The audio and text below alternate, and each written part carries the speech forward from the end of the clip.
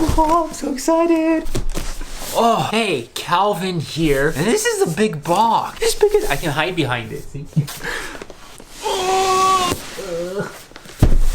It's really big. It's also really hot in here. Good thing the big giant box was covering my short, or else you would have seen all of me. Hey, Calvin here. And this is a big box. But it's not that heavy. So I got a monitor because I needed a monitor and I moved. Well, I moved and I had a monitor there and it was a 32-inch monitor. I think it was like a Lenovo monitor, but I couldn't bring it with me. So I had to sell the monitor and now I'm at my new place and now I had to get a new monitor. So here we are. So this is the LG 32-inch. I think the model number is 32 QK500. All these model numbers are so weird, but this is a 32-inch. It's a quad HD display, so it's a QHD. It's not a 4K display, but it's not a 1080p display either. So it's, I guess, kind of in between 2K if you want to call it. And I really just needed this for work stuff. Nothing super fancy, but I do a lot of software development, doing some video editing. Well, I guess a lot of video editing if I'm editing this video. I'm not making a lot of sense. Look, I just carry this upstairs and I'm kind of tired, so this is not going to be a review of the monitor. It's just going to be me talking about the monitor, setting it up, seeing kind of the pros and cons and what I think of the monitor. So it should be a pretty fun video. I'm trying to make this like a vlog style video and can help me set up. Oh, by the way, I did also get a mount, so I do have yet another box, but I didn't want to put the monitor directly on my desk. I did want to have some kind of a mount so that I can move the monitor up and down, tilt it, turn it, do all that good stuff with it, and still have a lot of desk real estate. That's a term on my actual desk so that I can put other things on it. Okay, so I guess we should actually open up the box. So I'll talk about the monitor, I'll talk about what's included, some of the specs, why you might want to choose this monitor as opposed to some other monitor, why I chose this particular monitor and why I didn't go with a 4K display, even though those monitors are becoming a lot more accessible, a lot cheaper, a lot more affordable. But again, yeah, I don't know. Let's just, I really don't have a plan for this video. So we're just gonna go along with the flow and see how it goes. So, okay, so we're gonna start opening this. I got my scissors. Children, if you are doing this at home, make sure you ask a parent before you use one of these things. I don't know why children need a 32-inch monitor, but hey, I mean, okay, so this tape is really hard to open, or maybe I'm just bad at opening box. It's not gonna work. I think it's my scissors. Look at me making excuses. So I'm gonna use a sharp ruler instead. Open up the box. Open up the box. Open up the box. I don't know what I'm talking about. And as you can see, there's a styrofoam. You might be thinking, Calvin, why did you get a 32-inch monitor when most monitors are usually around the size of 21-inch to like 27-inch? That's a great question. The answer to that is I just like the bigger screen. I switched to this setup instead, so I think it's gonna be a lot easier to actually see what I'm opening. So it comes in this styrofoam packaging. I hope this is recyclable because I hear styrofoam isn't recyclable. I don't know. I hope it is, so I'm gonna go find out later. Here's the monitor wrapped in plastic and foil. So this is the monitor. It's actually pretty thin if you look at it. So if you're looking for something very thin, this would be a good one to consider. And then underneath all of this, I think, oops, here is the stand. So it has this metal base stand. It has some paperwork. This looks like the HDMI cord. So yes, it does come with an HDMI cable. Also a CD, if anybody remembers what those are. And then it looks like the power adapter is here, and this looks like an extension maybe? Actually, I have no idea what this is, so let's open these packages. So that looks like the actual power supply for the monitor. And then this adapter thing, I have no idea what it is, so I'm gonna read it and find out and tell you. Oh, this is the AC adapter for the power supply, or for the power cord. So this plugs into the monitor, and on one end, that's where this power cord plugs into, and then the power cord plugs into your wall. So there's kind of this like 2-wire setup there, but yeah, you have your HDMI cable, the power supply, and the stand. However, I do have a monitor stand. So this is the Havanuo. I don't know how to pronounce that, but that's the monitor stand. It basically clamps onto your desk, and then you can actually attach the monitor to that little piece up top, and then you can slide it up and down, and it should be a lot more ergonomic to raise the monitor up a little bit so that it's at eye level. So that should be nice. Okay, let's actually unwrap this thing so that we can see it, and then I'm gonna jump forward to the actual like setup on the stand. I'll show you guys how I'm like doing the clamps and all the wiring and all that stuff. This is exciting. It's like Christmas. So this is the back of the monitor. So as you can see, it is white. I was gonna go for black one, but I think it would fit better with this like white and black aesthetic that I have going on over here on my desk. So the back of the panel is white. It has this stand that connects to wherever that U-shaped stand is. As far as ports go, it does kind of have the standard selection of ports. So you have two HDMI ports here, you have a display port here, and then it also has a mini display port, which is kind of cool. So if you use that, there is the input, also has your audio input here. Now the power supply goes here on the left side of the back of the monitor, and then on that same side we have this little control knob thingy. So this is used for like adjusting your brightness and your settings and accessing the power. So this also acts as your power switch to turn on and off the monitor. And I think that's about it. So I'm going to start setting up the stand, I'm going to start setting up the monitor, and we're going to see how that looks. Okay, so I do want to quickly go over some of the specs in case you guys are wondering. So it is LG. It is a 32-inch monitor, so that's the diagonal physical distance of the actual screen. It is a Quad HD display, so the actual resolution of the display is 2560 by 1440p, so it's not a 1080p display. It's a little bit higher resolution than a 1080p display, but it's not quite 4K either, so it falls somewhere in between. And I know 4K panels are becoming a lot more affordable. However, I chose this for a few specific reasons. So the first reason is the price. It is a little bit cheaper than some of those 4K panels. So this monitor cost me about $250 on Amazon when I bought it. Secondly, the actual display resolution. I don't actually take advantage of a lot of 4K material yet. So a lot of the stuff that I do, especially when I'm like coding or working on documents or doing like engineering material or even video editing, I don't shoot 4K footage. So I'm not really going to benefit from that extra resolution. But if you do a lot of videography and photography and you require that higher resolution, then this is probably not the monitor for you. I would suggest a 4K panel, and LG has a great selection of panels. I really like that brand.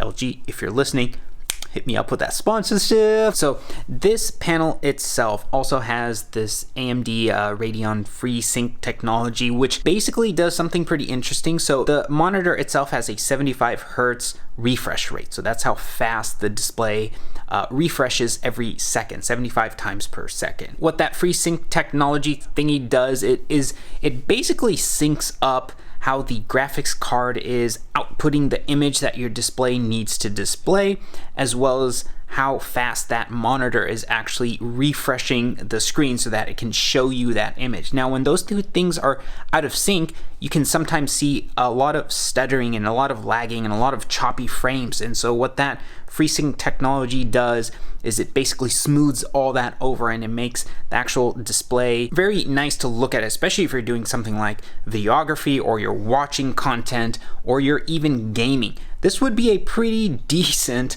gaming monitor if you are on a budget. Now, LG also has a 2K panel that is 32-inch that is specifically meant for gaming, but if you're looking into this particular model and you need a budget-friendly option, I wouldn't shy away from this. Okay, so now we're kind of back to the setup stuff. So I just unboxed the actual monitor mount and the monitor stand. So it comes with all of this stuff, all of your screws and things that you need to assemble the thing. It comes with the adjustable pole, or not adjustable pole, but it's just the pole.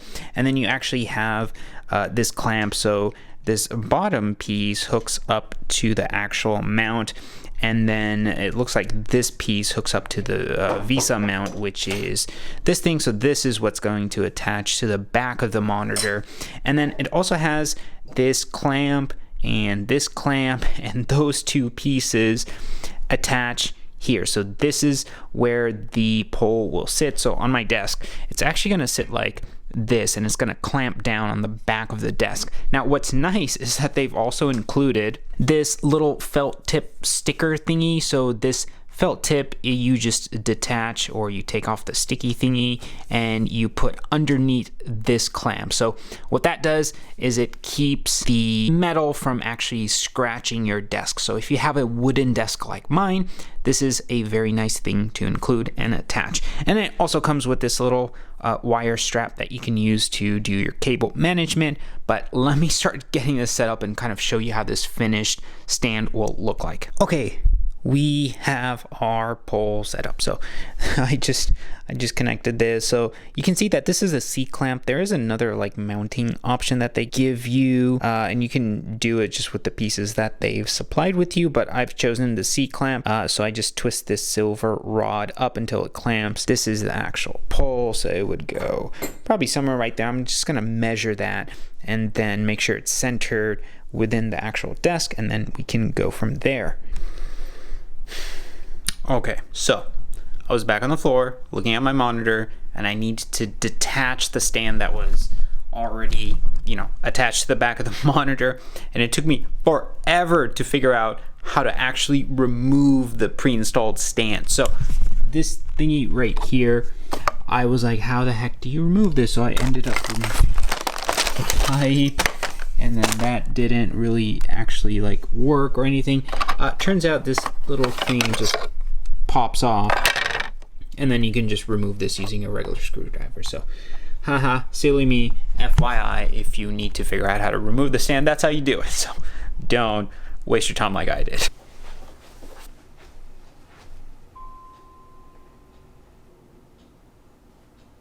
Hey, okay, that doesn't look too bad. It's actually a pretty good size.